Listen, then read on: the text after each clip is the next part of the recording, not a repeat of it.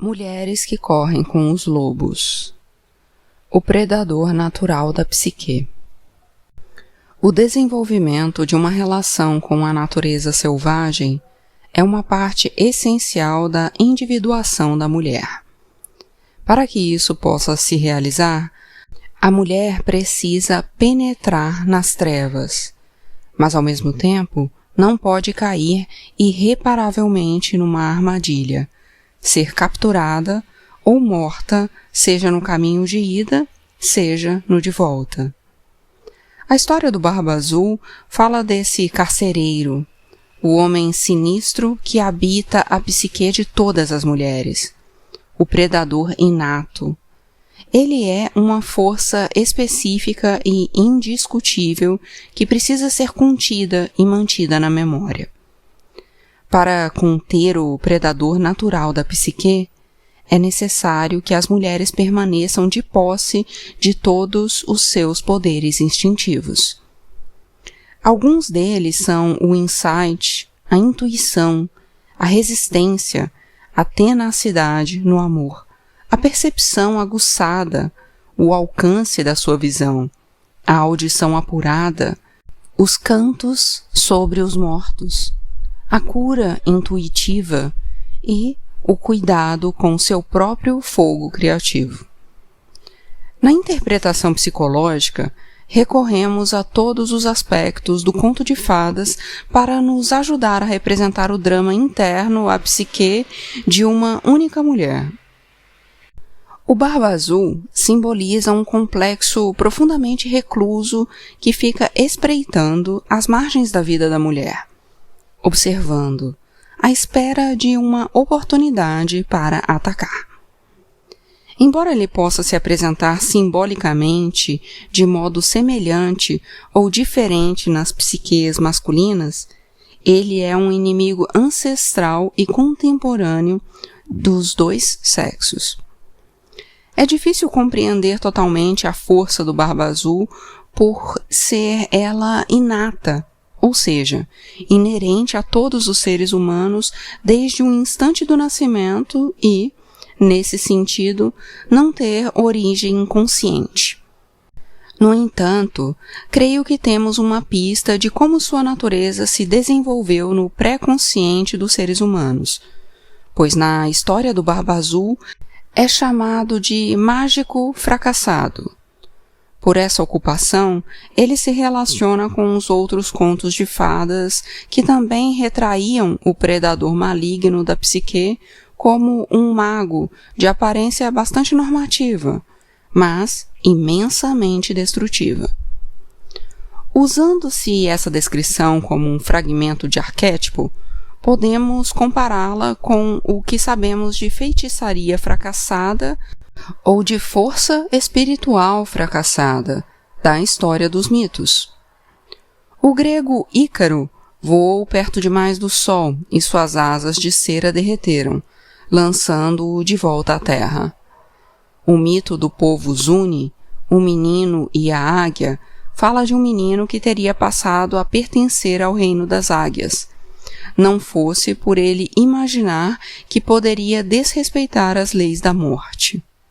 Enquanto ganhava altitude pelos céus, seu manto de águia emprestado foi arrancado e ele caiu, cumprindo seu triste destino. Na mitologia cristã, Lúcifer reivindicou igualdade com Jeová e foi expulso para o inferno. No folclore, há uma série de aprendizes de feiticeiros que ousaram, ingenuamente, se aventurar além do nível real de seus conhecimentos, ou que tentaram transgredir a natureza. Foram punidos com ferimentos ou cataclismos. Enquanto examinamos esse leitmotiv, vemos que os predadores neles retratados desejam a superioridade e o poder sobre os outros. Eles sofrem de uma espécie de inflação psicológica pela qual desejam ser mais sublimes do que o inefável, tão importantes quanto ele e iguais a ele. esse inefável é aquele que, por tradição, distribui e controla as forças misteriosas da natureza, incluindo-se os sistemas da vida e da morte, e as leis da natureza humana, e assim por diante. No mito e nas histórias, descobrimos que a consequência para uma entidade que tente desrespeitar, dobrar ou alterar o modo de operação do inefável é o castigo, seja por ter de suportar uma redução na sua capacidade no universo, do mistério e da mágica, como, por exemplo, aprendizes que não têm mais permissão para praticar, ou um exílio solitário longe da terra dos deuses, ou alguma perda semelhante de graça e poder através de dificuldades da fala, de mutilações ou da morte. Se formos capazes de entender o Barba Azul como um representante interior de todo o mito do proscrito, poderemos também compreender a solidão profunda e inexplicável que às vezes se abate sobre ele, nós, em virtude do fato de ele vivenciar um exílio permanente da salvação. O problema com o Barba Azul no conto de fadas é que, em vez de alimentar a luz das jovens forças femininas da psique, ele prefere encher-se de ódio e deseja extinguir as luzes da psique. Não é difícil imaginar que, numa conformação tão maligna, esteja enredado alguém que um dia desejou ultrapassar a luz e caiu em desgraça por essa razão. Podemos entender por que motivos, a partir de então, o desterrado passou a manter uma perseguição cruel em busca da luz dos outros. Podemos imaginar que sua esperança seja de que ele, se conseguisse reunir uma quantidade suficiente de almas, poderia acender uma chama de luz que, afinal, erradicaria as trevas e corrigiria sua solidão. Nesse sentido, no início do conto temos um ser terrível no que diz respeito ao seu aspecto não redimido.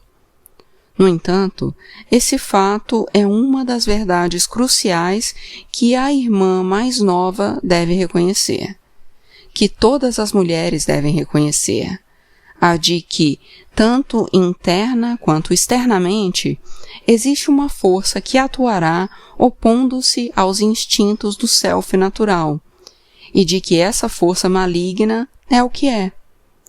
Embora talvez pudéssemos sentir compaixão por ela, nossos primeiros atos devem ser o do reconhecimento e da sua existência, o de nos protegermos da sua devastação e, afinal, o de privá-la de sua energia assassina.